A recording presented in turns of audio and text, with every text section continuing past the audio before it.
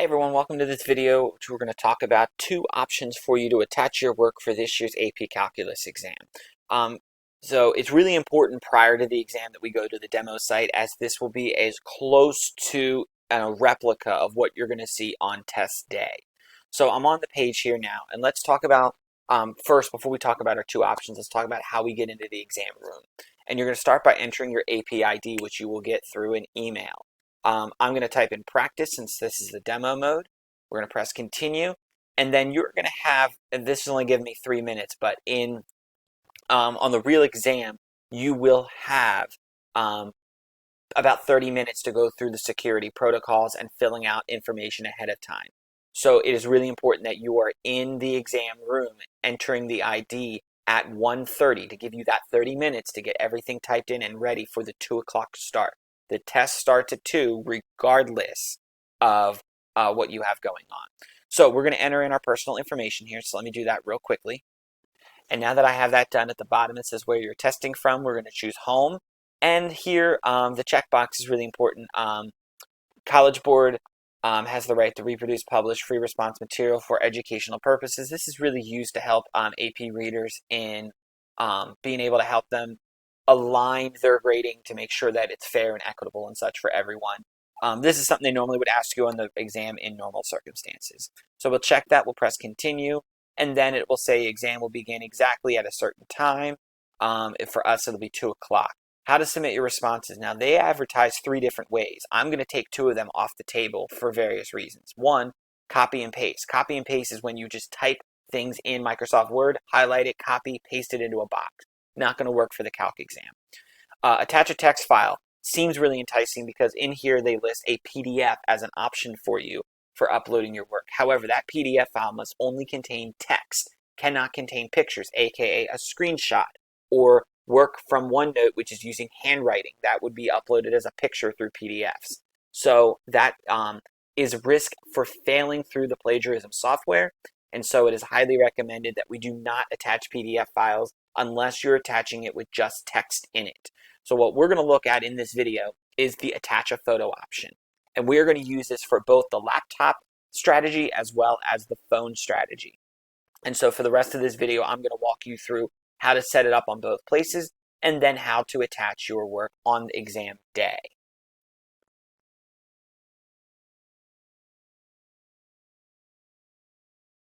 Okay, so the first option is we're going to look at uploading your work through OneNote. So a couple important things for you to take note here. What I've done is I want to organize all of my work ahead of test day.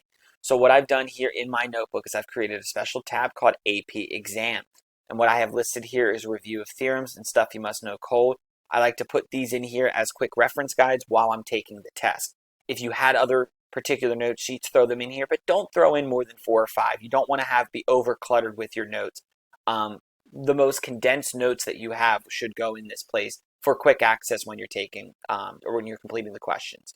Now, what I also want to do is I want to prep my workspace, and this should all be done before exam day. So I'm going to click Add Page, and at the top here, I'm going to go ahead and enter my initials, and then I would enter my AP ID, whatever that is. So I'm just going to type in a couple random letters and numbers. That's my AP ID, and then after that, I'm going to write page 1. And that's really important because in terms of organizing and saving your work later, you'll see what I mean by that in just a moment. And the other thing you want to do here is put in the problem number afterwards. So I'm going to say number 1, page 1, number 1. The last thing we're going to do before we duplicate this is we're going to go up to the View tab, and I'm going to select Rule Lines. And I just recommend this because this will help keep your work a little bit more organized, having the rule lines to be able to keep your work in order as you're going through it. Now what I'm going to do is I'm going to duplicate this. So we're going to copy and we're going to paste this. We're going to paste it again, paste it a 3rd time, paste it a 4th time. You are allowed to attach up to 5 pages per question. Now, why would you need 5 pages? Well, I don't think you will need 5 pages, but it's going to be one of those better safe than sorry type things. Also to know that you can't exceed these 5 pages. So that is it, and that's everything for number 1. I'll then highlight this, copy and paste it again, and then these are going to be my blank pages for question number 2 of the exam. So it's just good to have all of it here. Once again, will you need all 5 pages for both problems? I highly doubt it, but it's going to be a way for you to know what your workspace is allowed to be. Okay, a couple other important notes here as you're completing the work, and will prepare us for saving the screenshots in just a moment. So once you're doing this, it's important to note that you don't want to scroll when you're doing your work, because when you take the screenshots, it's going to make it a little bit more troublesome that you could run into some problems. So I'm going to show you what I mean by that here in just a moment. Okay, so I have some work here from part A from a random free response question. And the reason why I don't want to scroll down is because when we go to use the screen snipping tool in a moment, you can only snip what is currently on your screen. And while it is possible for you to zoom out so that you could squeeze all your work on a single page, the only problem that you could run into is keep in mind that a reader will be looking at this work and they'll need to be able to see the work. So you don't want to make it too small. So if you want to zoom out a little bit to squeeze something in, like for like if you were still on part A and you ran out of space, yeah, sure, zoom out a little bit, but don't zoom out extensively like I have here on the screen currently. This would be way too small for someone to be able to read. So you can certainly use that to your advantage. But what I would recommend is once you run out of space, go ahead and move on to page 2. You already have it prepped and ready to go, and then you can complete your work from there. Next thing we're going to look at here is how to take screenshots of this work. Okay, so I've completed question 1, and it looks like here I was able to do all of my work between page 1 and page 2. Remember, when the 5-minute clock comes on your exam, you need to stop regardless. You need to stop regardless. One thing I recommend while you're doing your work is to create a split screen with your work. You'll see that we have the exam here. Don't worry about what this says. I was letting this kind of tick down as I was talking. And so what I like to do is have this on the right side of my screen to keep an eye on the time, or have this over here.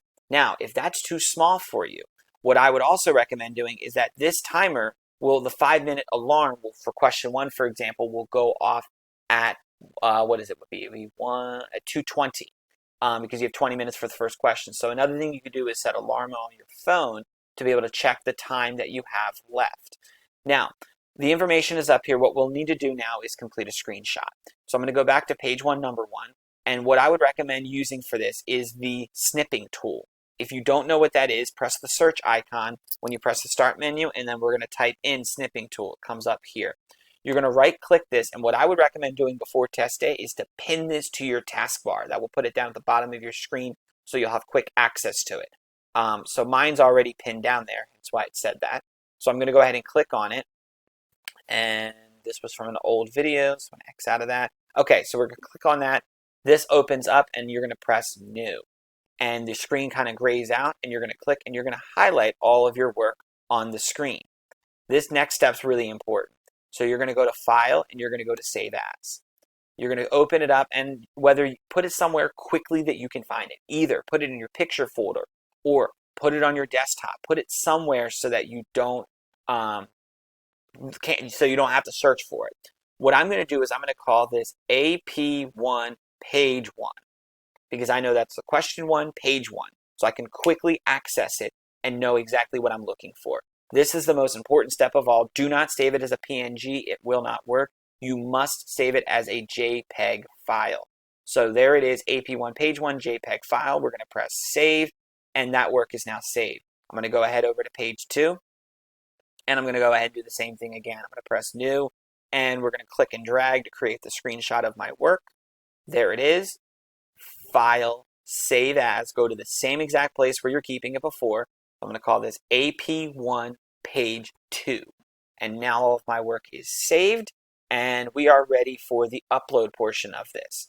So here we are. I'm really not going to recommend waiting until there's a minute to go like I have here, but I'm going to go ahead and click Attach Response. We are going to attach photos, and then we're going to go ahead at the bottom and click Attach Photo. And this is where exactly you're going to locate page 1. We're going to press Open. We're going to click Attach Photo again, and we're going to select page 2. And now we have both photos have been uploaded. You'll see up here where it says Your Attachments, and you will see a confirmation that AP page 1 is loaded and AP page 2 has uploaded, which means I am ready to go. Press this yellow Submit button. Please make sure you press this yellow Submit button before this time expires, because if you do not, you will not get those points. You will get 0 points for the question. So press Submit, and once again, Submit is done. You now will wait, and we have about 13 seconds left to wait until our next question begins. And once that begins, you will repeat the process all over again, saving it as AP2 page 1, AP2 page 2, and so on and so forth. And that will complete your exam.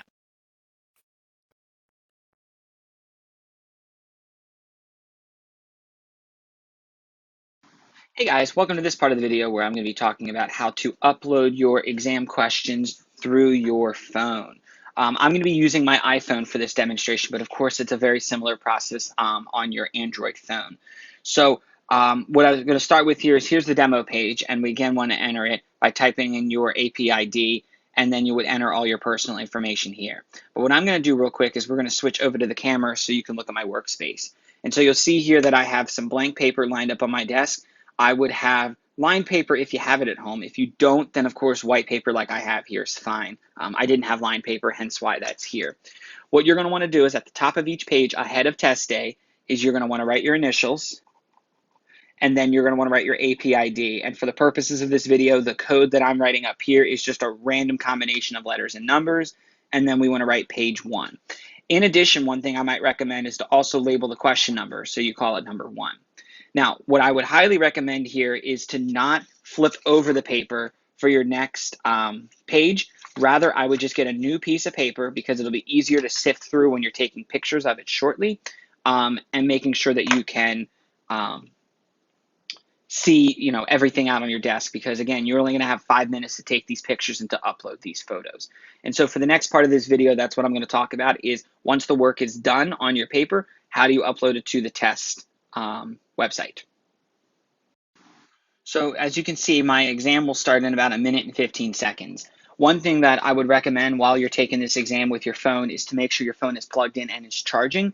And the other thing that I would do is also turn off the auto lock feature on your phone. Now, I'm not familiar with Android, but I know it's a similar process to the iPhone where you would want to go to settings. And on the iPhone, it is under display and brightness. And you can select the auto lock feature and turn it to never. And again, the reason that is to make sure that you don't run into any issues where your website will time out or possibly reset you. There are some procedures you can go in to re-enter your ID if it were to kick you out. That is a possibility. However, we want to try to avoid that. So I'd say keep your phone plugged in, turn off displays to never, or I'm sorry, auto lock to never, and then you'll be ready to go. So the exam is going to start here in just a second, and I'm going to walk you through the uploading process. One other thing I want to remind you is to make sure that in your workspace when you're working, to give yourself plenty of space to have your notes, to have your laptop out if you're using OneNote to reference things. That's going to be really important to, again, be organized and have that workspace prepped for you so you don't run into any complications when you're doing it. So you can see that the timer just ended. It said exam begins now, so we can start working on question 1. And you'll see here on exam day, in this gray box is where you would see the question. One of the downsides to using your phone for this is, of course, you'll have to scroll to see the different parts of your question. However, if you keep that auto lock feature turned off, you won't have to worry about unlocking your phone every time you go back to look at the question. So when you're ready to attach your response when you're finished here, again, I see on my timer I have 9 minutes and 32 seconds. I would wait until that timer says 5 minutes, and that point is when you should then stop your work no matter what, and begin going through the photo process to get yourself ready to go. And so what you're going to do is at the bottom left here, you're going to click Attach Response, and you're going to attach a photo. So we're going to click Attach Photo, and you will see up on the screen, this is again for iPhone, it says Take Photo, Photo Library, or Browse. I'm going to choose the Take Photo option, and that's going to take me right to my camera app on my phone, and here I am. So what I have now is just as a random FRQ. What's really important is when you take this picture that it is well lit. So I do have a lamp nearby to try to make sure to illuminate and make sure you can read this from your phone. So we'll go ahead and have it so it captures the whole screen. We're going to press the take photo. Now you have to do one at a time. So this is my first page. I'm going to click use photo, and you will see there under your attachment you have image.jpg. There's not really a way to rename these, so you're just going to have to remember what pages you took pictures of. So I'm going to go ahead and click Attach Photo a second time and go to Take Photo, and I'm going to go ahead and move that first page out of the way.